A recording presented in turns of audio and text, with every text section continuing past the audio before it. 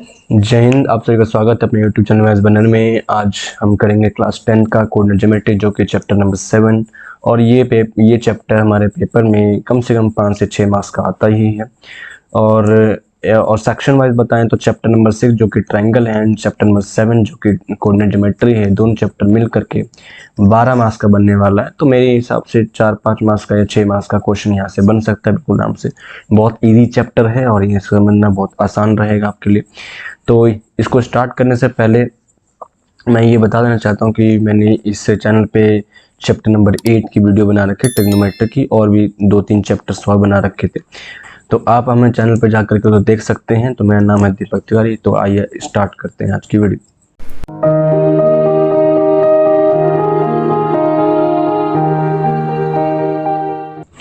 देखिए, chapter start करने से पहले हम एक दो चीज़ें जो समझनी है चैप्टर नंबर 7 के अंदर, वो हम पर समझ लेते हैं। पहले हमें ना कोऑर्डिनेट्स के बारे में यहाँ जानना है। जैसे आपने चैप्टर 9 क्लास 9 के अंदर चैप्टर 3 पढ़ा होगा, तो उसी की तरह पहले मैं थोड़ा सा दे देता हूँ आपको इन्फॉर्मेशन पहले पिछले वाले क्लास की। उसके बाद हम देखते हैं कि अपने क्लास में हमारे पास क्या है, क्लास 10 के लिए हमारे पास क्या है।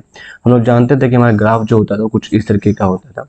इसको हमारे पास इस वाले एक्सेस को हम लोग कहते हैं एक्स एक्सेस, एंड जो वर्टिकल होती हैं इनको कहा जाता है हमारे पास वाई एक्सिस। हम लोग सब जानते हैं। इसको हम कहते हैं प्लस में, ये माइनस में लेते हैं, ये फिर ये प्लस में हो जाएगा और this one is also in minus. जो बीच की जो वैल्यू आएगी, जो बीच का जो कोऑर्डिनेट आने वाला है बिल्कुल बीच में, जहाँ पे दोनों एक्स और वाई एक्सिस दोनों मिलते हैं, इसको कहा जाता है ओरिजिन। और ओरिजिन की जो वैल्यू होती है 0,0 के नाम से जाना जाता है। ठीक है, ये हमने चीज़ देखी थी। यहाँ पे क्वाड्रेंट की बात होती है तो हम लोग समझते हैं कि ये फर्स्ट क्वाड्रेंट होता है, सेकंड क्वाड्रेंट कहते हैं हम लोग, ये थर्ड क्वाड्रेंट कहते हैं, this one is last fourth quadrant कहते हैं। तो ये सब क्वाड्रेंट है, हम ये सब हमारे पास क्लास 9 की चीज़ थी। हमारे पास थोड़ा सा भी इससे आगे बढ़ करके हमारे पास मान लीजिए हमको दो वैल्यू दे दी जाती है। मान लीजिए 3,2 दे दिया गया है, एंड सेकेंड कोऑर्डिनेट हमें दे दी जाती है मान लीजिए 5,7 मान लीजिए। तो वही बोल दिया जाता है कि इन दोनों के बीच में ना डिस्टेंस पता करो, क्योंकि दोनों जैसे मान लीजिए कि हमारे पास ये जो दोनों वैल्यूज आने वाली है, एक हम पकड़ लेते हैं, मान लीजिए यहाँ पे आ जाती है वैल्यू और एक वैल्यू यहाँ आ जाती है, तो दोनों के बीच में डिस्टेंस हमें पता करना है, यूनिट्स में पता करना होता है। तो इसका एक फॉर्मूला होता है। तो सबसे पहला हमारे पास जो वैल्यू समझ आ रही है हमको यहाँ पर, वो है हमारे पास डिस्टेंस फॉर्मूला।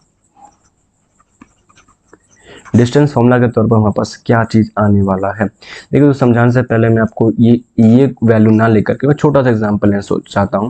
हमारे पास मान लीजिए x1 y1 करके कोऑर्डिनेट दे रखा है, एंड एक और कोऑर्डिनेट x2 एंड y2 करके कोऑर्डिनेट दे रखा है। तो इन दोनों के बीच का अगर मुझे डिस्टेंस निकालना है, जिसका नाम हमने ए बी रख दिया है, तो अगर मुझे ए बी का डिस्टेंस निकालना है तो उसका फॉर्मूला बनता है x2 माइनस x1 का whole square plus y2 minus y1 का होल स्क्वायर एंड पूरे के ऊपर रूट आ जाता है।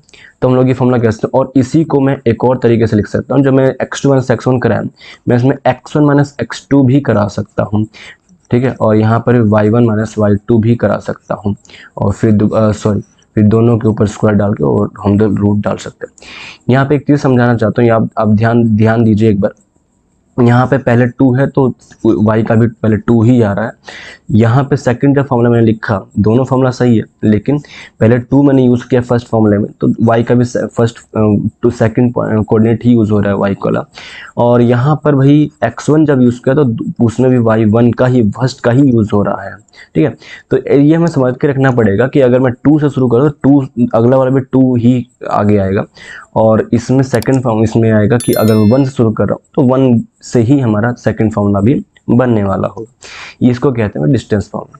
अब मान लीजिए हमें जो पॉइंट दे रखे थे ये वाली, इनको पकड़ते हैं एक बार, और इनको मैं एक डिस्टेंस निकाल के आपको समझाने की कोशिश करता हूँ। मान लीजिए हमें पॉइंट दे रखा है 3,2 एंड सेकंड कोऑर्डिनेट के तौर पर 5,7 हमें गिवन है। ये ए हो गया, ये बी हो गया।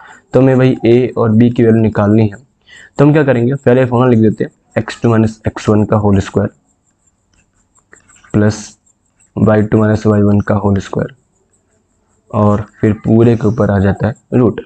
ठीक है, बहुत आसान सा क्वेश्चन है। देखिए कैसे होने वाला। हम लोग इसको लेते हैं x1 y1 और इसको लेते हैं x2 y2, ठीक है।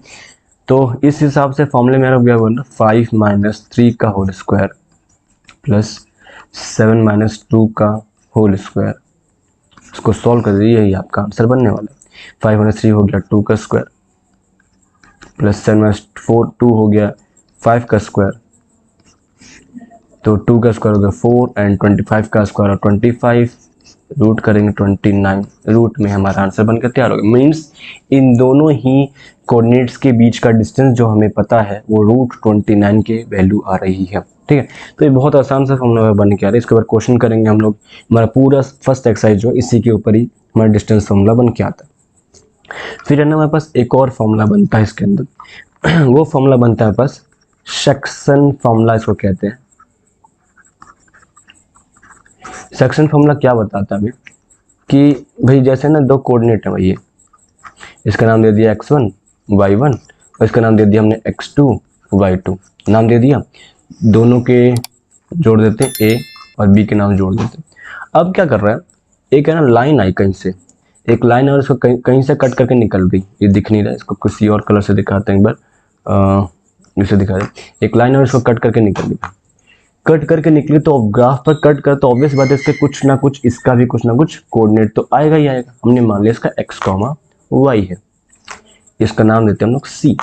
ठीक है, अगर इसको कोऑर्डिनेट करके जा रहा है तो है ना हमें ये बताना होता है, इसके दो तरीके से टाइप्स के क्वेश्चंस आते हैं कि एक तो इसमें रेशियो फाइंड आउट करो, मींस AC रेशियो CB की वैल्यू को फाइंड आउट करो। एक क्वेश्चन ये आता है इसमें रेशियो हमें फाइंड आउट करना होता है। एक क्वेश्चन ऐसा होता है कि हमें ना रेशियो गिवन होता है और C के कोऑर्डिनेट्स को हमें निकालना होता है, C के ही x और y की वैल्यू को हमें निकालना होता है। तो इसके दो टाइप के क्वेश्चन बनते हैं और दोनों ही क्वेश्चन हमारे एनसीईआरटी के पास है, तो उसको देखेंगे कैसे बनाना है। तो अभी मैं इसको फॉर्मूला वगैरह समझाने की कोशिश करता हूँ। यहाँ जो हम फॉर्मूला पढ़ते हैं ना, फॉर्मूला जो पढ़ते हैं इसको मान लीजिए हम लोग इसको रेशियो पकड़ लेते हैं एक बार m एंड इसका रेशियो हम पकड़ लेते हैं एक बार n, कि भाई AC और CB का जो रेशियो हमें गिवन है ना, AC रेशियो CB जो गिवन है ना वो m रेशियो n के नाम से हमें पता है। ठीक है, जो फॉर्मूला बनता है ना वो फॉर्मूला हमेशा सिर्फ बीच वाली कोऑर्डिनेट का ही वैल्यू निकाल के देता है, हमें ध्यान रखना पड़ेगा। तो हमारे पास CX की वैल्यू क्या आने वाली है, मतलब बीच के x की वैल्यू क्या आने वाली, कैसे निकलेगा देखिए क्या करना है, एक शॉर्ट बहुत आसान सा तरीका बताता हूँ मैं आपको। कुछ नहीं करना, इसके रेशियो का पकड़ लीजिए और क्योंकि मैं x निकाल रहा हूँ भी, x का कोऑर्डिनेट फाइंड करना चाहता हूँ XC वाले का, बीच वाले का, तो m रेशियो को पकड़िए और इसके x के साथ मल्टीप्लाई करा दीजिए, फिर इस रेशियो को पकड़िए इसके x के साथ मल्टीप्लाई करा दीजिए। ठीक है, बस यही बनने वाला फॉर्मूला। देखिए कैसे लिखना है इसको, ऐसे लिखेंगे हम लोग कि m x2 plus n x1 और नीचे होता है दोनों रेशियो का प्लस।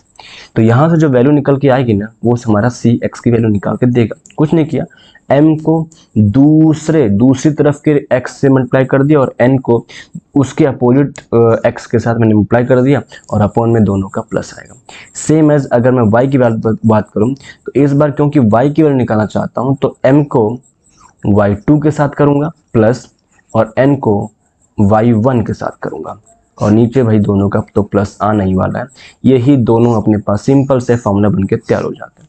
तो इसको कहते हैं सेक्शन फॉर्मूला। क्या होता है कि अगर कोई कोऑर्डिनेट मेरी दो कोऑर्डिनेट के बीच में एक इंटरसेक्टिंग लाइंस हमारा कोशिश करता है या फिर काट के चला जाता है, इसको कट करने की कोशिश करता है, तो किस रेशियो में काटा है और काट गया उसको इंटरसेक्ट किया तो कौन से कोऑर्डिनेट पे काटा है, ये हम यहाँ से फाइंड कर सकते हैं। तो उम्मीद है आपको इसकी समझ में आई होगी और इसके अब नए क्वेश्चन, इसके जो क्वेश्चन हैं एनसीईआरटी के वो हम लोग नेक्स्ट वीडियो बनाने वाले हैं। उम्मीद है आपको समझ में आएगा। तो आज के लिए इतना ही, धन्यवाद।